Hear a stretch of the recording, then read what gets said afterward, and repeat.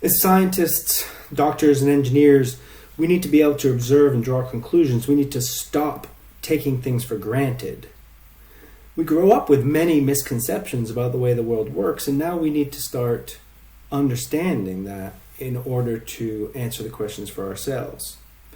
And physics, physics can be differentiated from the other sciences in that chemistry is the way that chemical elements interact, and biology is the way that life works. Physics is sort of just a very basic question of how does anything work. It doesn't make physics better than chemistry or biology, but physics is sort of the basis of chemistry, biology, earth science, environmental science, etc. We start physics in the very beginning by talking about how do things move, and then we ask why do they move. That's the very start of classical physics in Physics 115. In order to talk about how things work, in order to talk about why things move, in order to talk about the basics of motion, we need to have a common framework. We need to have a common language. And that's what this physics is about, and that's where we're going to start from. We're going to start from saying that everybody needs a common framework. The problem is that some of you have taken physics before, some of you haven't. You're all at different levels, so for some of you this might start off a little slow. It might, for some of you, you might be completely lost. But that's where we're going to start. We're going to start with a common framework and a common language, and part of that common language is mathematics, right? We got to be able to describe. We describe motion and we describe everything with mathematics. And so we have to start from a common framework of what is the mathematics that we need, and hence your first assignment is just a math assessment saying these are the tools that you need. And this mathematics is just a tool for us in this class. So we're going to start from the basic kind of thing of taking an object like this pen. We're going to drop it, and we're going to ask you to describe the motion. Anybody can describe that motion. A 5-year-old can describe the motion, but we want to describe the motion in a way that anybody can understand it, and that it can that can be used to predict other motion. So we need to be careful about the way we describe it and come up with that common framework of language. So we need to start by talking about what are the essential things about that motion that we need to use to describe it. In other words, how fast is it moving? How far has it moved? How long did it take?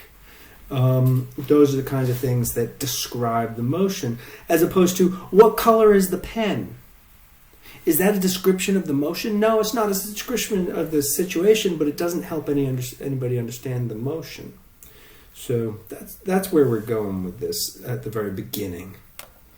The other thing that we should probably talk about for just a moment, if not a whole semester, is the nature of science and what makes something a science. Especially because of the media these days, and not just the media. I don't blame the media, but the way that people portray things and the way that people don't pay attention to science because they don't believe in science. I don't get that. We need to talk about what it means to be a scientist, and the scientific method, and what is theory and what is a law. And again, I'm only going to give it a minute. But let me just first address theory and law. It's only a theory, right? Isn't evolution only a theory? What is a theory in science? Not in English, but in science. What is a theory? What do you think it is? A theory is a set of laws. What's a law? A law is something that we have proven to be reproducible. Can a law be wrong? Absolutely. And that's one of the things as a scientist you have to accept, is that you can never be absolute. You can never be absolutely sure about anything. And that's one of the things that works against us scientists is this lack of, you can never be 100% confident about anything, but you can be pretty damn sure, and you can definitely reproduce your results. And you can pretty much count on your conclusions generally. Is the sun going to rise tomorrow morning? As a scientist, I say it is, because I've seen it rise every day.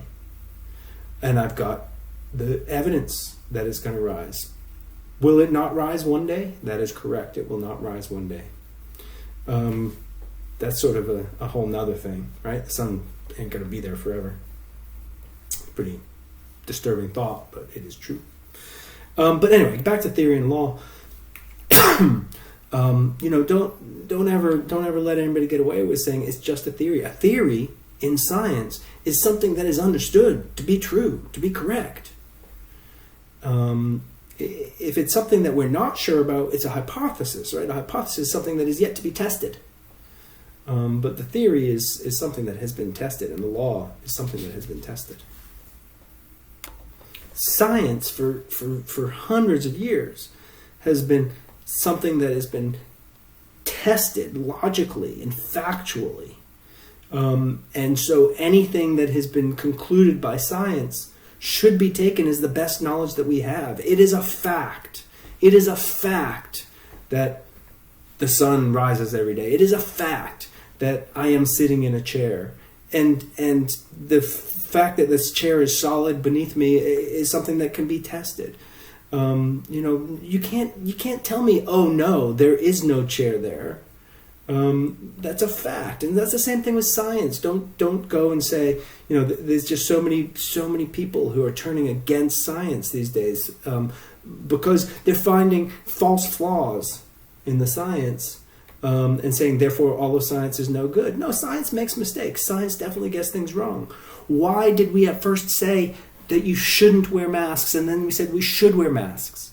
That's because for the coronavirus. That's because at first the best evidence we had was there's no need to wear masks.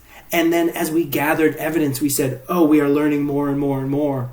And now the best evidence says we should wear masks. And that's a great example of the science is educating us, and we do the science and we try to reproduce the experiments and we come up with more experiments and we get better knowledge and we get better information. That's where we should be. Don't hold that against us.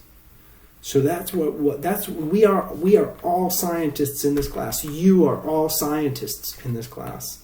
And you have got to ascribe to the scientific method, the fact that we're going to believe that the laws and the theories that we have come up with are the best possible information that we can have.